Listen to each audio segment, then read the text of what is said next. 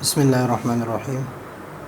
آج کا ہمارا سبق ہے اسماء افعال، اسماء غیر متمکنہ میں سے ضمائر، اسماء موصولہ، اسماء اشارت کے بعد اسماء افعال۔ اسماء افعال وہ اسم ہے جو فعل کے معنی میں ہو، وہ اسم ہے جو فعل کے معنی میں ہو، ہے اسم اور معنی دے رہا ہوں فعل کا، ہے اسم، وہ اسم ہے لیکن معنی دے رہا ہے کس کا؟ فعل کا۔ تو اس وجہ سے اس کو کہتے ہیں اسماء افعال۔ یہ اسماء افعال دو قسموں پر ہے، یعنی دو قسم ہے اس کے۔ ایک وہ اسماء افعال جو امر حاضر کے معنی میں ہو، اور ایک وہ اسماء افعال جو فعل ماضی کے معنی میں ہو۔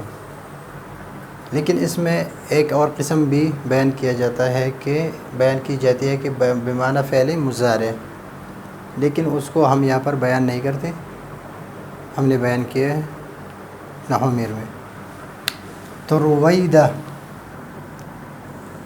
رویدہ کے بعد اگر اسم آ جائے، مثلا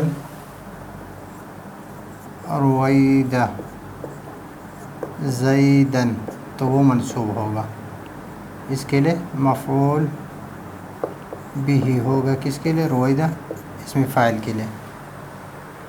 اور ہیہاتہ، شتانہ اور سرعانہ کے بعد اگر اسم ہیہاتہ تو وہ مرفوع ہوگا، ہیہات زیدن، ہیہات الوقت، ہیہات جو چیز ہم لگا رہے ہیں اس کے ساتھ ہیہات کے جو دور ہونے والا ہو،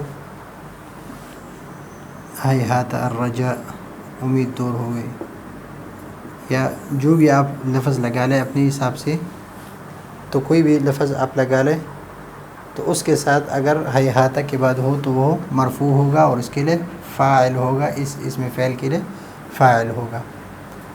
تو بمعنی فعل حاضر رویدہ، اس کا معنی ہے چھوڑ، رویدہ زیدن، زید کو چھوڑ، بلہ زیدن، زید کو چھوڑ، ہی حل متوجہ ہو، حلم قرآن میں بھی مستعمل ہے آؤ،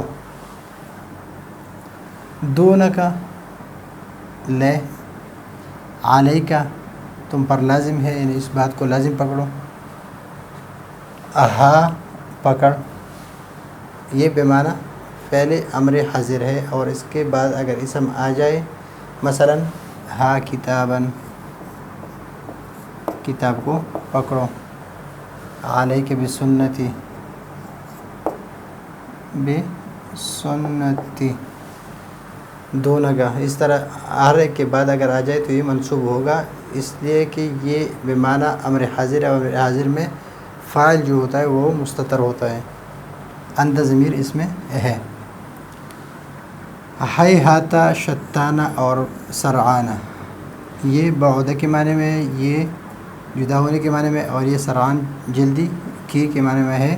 اور اس کے بعد اگر اسم آ جائے تو وہ مرفوع ہوگا، اور اس کا یہ اس میں فاعل ہے، اس میں فعل ہے، اس میں فعل ہے، یعنی ہے اسم اور معنی فعل کا دے رہے ہیں، تو یہ بھی معنی فعل ماضی ہے، ہیہاتہ، شتانہ اور سرعانہ، اور یہ امر حاضر کے معنی رویدہ، بلہ، حیہ، حلم، دونکا، علیکا اور ہا۔